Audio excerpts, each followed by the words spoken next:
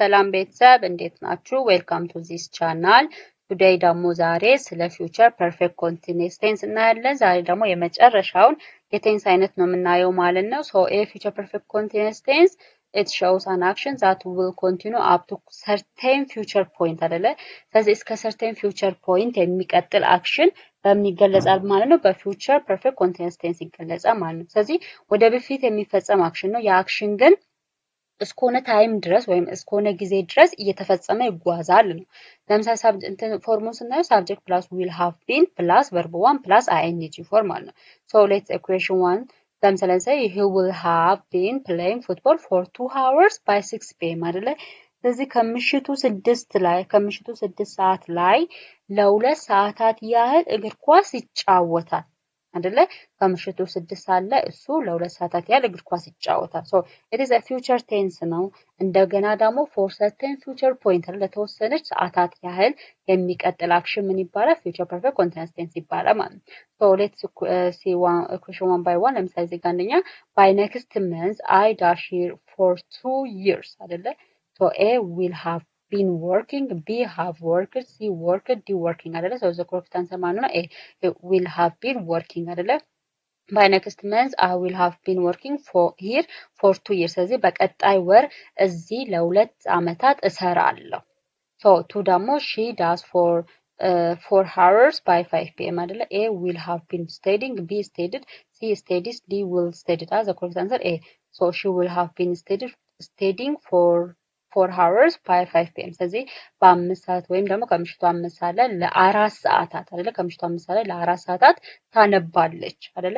ስለዚህ ስፔሲፊክ የሆነ ለስንት ሰዓታት ያህል? ለ4 ሰዓታት ያህል። በስንት ሰዓት? በ5 p.m. ላይ። ስለዚህ at a certain time for a certain time አክሽን የሚቀጥል ከሆነ ምንድነው? future perfect continuous tense ነው። ሶስተኛው ደግሞ they dash the match for 90 minutes by the end. A will have been playing, B played, C played, D are playing አይደለ? so they will have been so correct answer A ነው። they will have been playing the match for 90 minutes by the end አይደለ? መጨረሻ ላይ ለ90 ደቂቃ ያህል ኳሱን ይጫወታል። ለስንት ያህል? ለ90 ደቂቃ ያህል።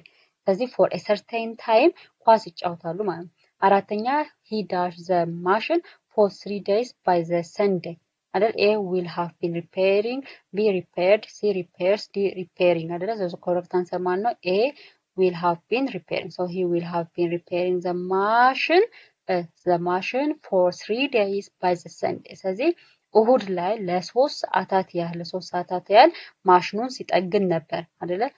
ስለዚህ እሁድ ለ3 ሰዓታት ማሽኑን ይጠግናል ማለት እሱ ለ3 ሰዓታት ያህል እሁድ ማሽኑን ይጠግናል። መቼ ነው? እሁድ። ለስንት ሰዓታት? ለ3 ሰዓታት ያህል። አያችኋል? ስለዚህ a certain የሆነ ታይም አለ።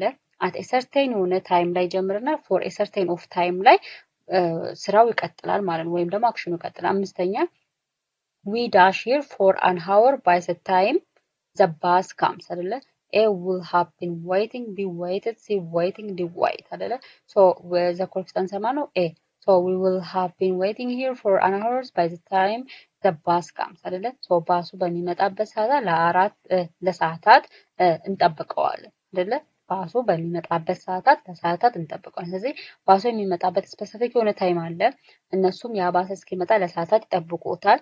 ስለዚህ ምንድነው አክሽኑ for a future for a specific time ምን እያደረገ ነው? ኮንቲኒየስ እያደረገ ነው ማለት ነው። ሶ ይሄ አጠቃላይ ስለ future perfect continuous tense ነው። እናንተ በራሳችሁ አንዳንድ ጥያቄ ስሩ። ከዚህ አጠቃላይ ስለ ቴንስ ይሄን ይመስላል። አራቱንም የቴንስ አይነቶች አይተናል ማለት ነው። ሶ በቀጣይ ደግሞ ስለተለያዩ የቴንስ ጥያቄዎች አንዳንድ የቴንስ ጥያቄዎች ሰፋ አድርገን እንሰራለን። አንዳንድ ደግሞ የእንግሊዘኛ ግራመራችን ይቀጥላል ማለት ነው። ቤቱ እናንተ ደግሞ ሰብስክራይብ አድርጉ። ኮሜንት ላይ ደግሞ እንድሰራላችሁ የምትፈልጉት ከግራመር ውስጥ እንድሰራላችሁ የምትፈልጉትን ነገር ኮሜንት ላይ ጻፉልኝ። አመሰግናለሁ። መልካም ቀን። ቻው